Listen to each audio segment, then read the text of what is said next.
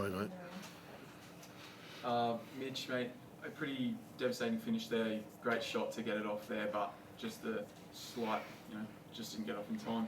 Yeah. Must hurt. Yeah, those things obviously happen. I think it was the right play. So, attracted a lot of attention, as he does, and made the right read. And, yeah, split second, the game's ours. But, there's a lot of things that happened before that to have the outcome of the game. Yeah. Crucial game to get a win on. Couldn't get it done. Do you put it down to that first half, just sort of starting out slow, going down to 22 at one point there? Yeah, obviously it's a long week for us to prepare. I think we did a great job of that.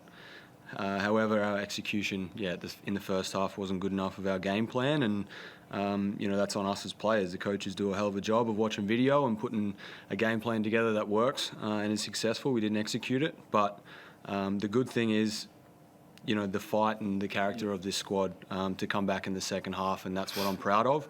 But at the same time, we lost the basketball game. So there's areas we can focus on and improve, and that's what we're going to do. Yeah, true.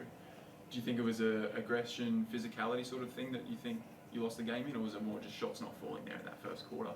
Or lack of direction or anything like that, or just a bit of everything? Defensively, to give up 35 in the first quarter is a fair whack, but physicality shouldn't have been something that took us by surprise. They're an aggressive group, and anytime these two clubs come together, it's a pretty physical game. Yeah. Justin, what did you make of that, mate? Quite a great finish, but not the start you were after. Yeah, echoing Nordo's comments there, that the fight in this group, we know what that looks like, and we had to respond in that after last week. It's the first quarter. I trusted our ability to get key stops. We missed some key shots at times. Like it felt like we were about to turn the tide, and then you look down and it's a 35-point quarter. So, that's where we've got to be better. 10 points in transition in the first half of that squad. We know they need that, and then they shoot 50% from the 3-point line. Like 13 makes any team that does that in this league wins. So, to be there right at the end, I love the play we made and the run we made at the end. We made the right play at the end. We just need the hoop guys to give us a little bit more time on that one, and we feel totally different about this. But yeah, like our start in the start of the game, the start of the third, like just not acceptable for this club.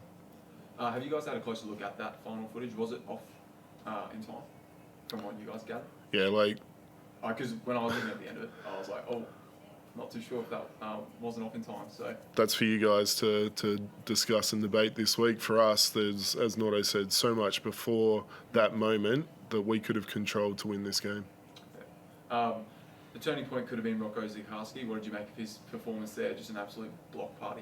Outstanding impact, and again, is there opportunity down the stretch? Is there not? But he was fantastic for us, and that came on the back of him having a great week in practice, and that's what we're trying to get him to continue to grow, is those daily impacts that he can have, and he saw a reward for that tonight. Awesome. Mitch, mate, you must be keen for next week. Make sure you get one back, eh? Yeah, for sure. Every game's super important in this league. We've dropped a couple now, and we get to go on the road. We're pretty lucky as a club. Our run over the Christmas period and New Year. So, we need to take care of our bodies this week, and we've got 3 big games coming up. Awesome. All right, Susie, that's all good for me. Chris? Yeah, Nordo, you touched on the shot at the end, but, there's not many chances in your career where you're going to get that chance to hit a game winner. Are you pinching yourself that chance was taken off you? Yeah, hopefully I do get another one. But yeah, I just want to win games. I don't care if I'm taking the last shot or sitting on the bench supporting someone that's going to knock it down. I think everyone in this club believes that we are a good squad. We haven't got the results. We're building. I believe you're only as good as your record. So until we can put 4 quarters together, I think we have the ability to do that. And it's going to turn really soon. Justin, great return from Josh Bannon. Showed just how much you've missed him the last couple of games. Yeah, I think from our 4th spot, we had a great game. I thought DJ still came in, did his job. Josh, after the rusty start, really, found his rhythm and was huge when we made our run. And we know we've missed him, and fortunate to have him back. It would have been better if we celebrated that one with a win. Christmas Eve now in Adelaide, that's going to be a big occasion. They're starting to play better. I'm sure you never expected to be coaching against Scott Nimmis in your career as well, but it's a big game now on Christmas Eve. Yeah, Ninny's a long-time mate, so definitely never thought that one. But yeah, I've said this, like every game's a playoff game for us. Like we haven't got the luxury to drop too many. So, every opponent that we come up against, we give them the respect. Cairns were great tonight.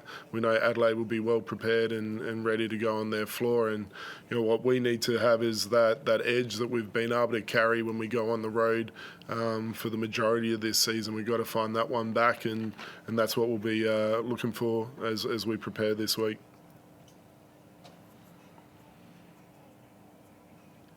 Shane.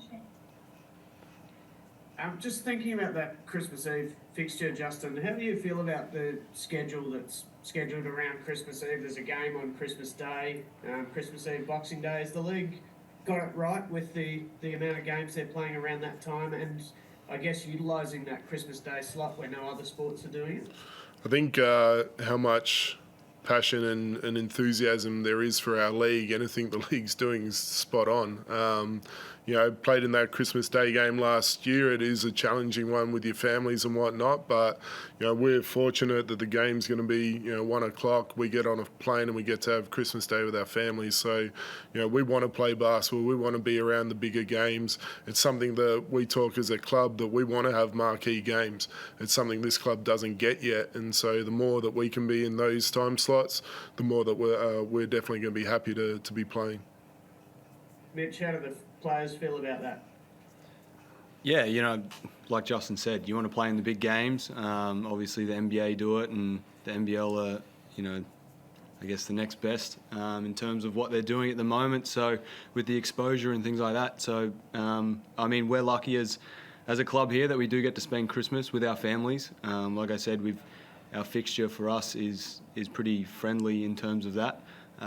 With Christmas and New Year and things like that. But it is a dangerous period, the festive season. People can get swept up in Christmas parties and all that stuff, whereas we got to focus on who we are.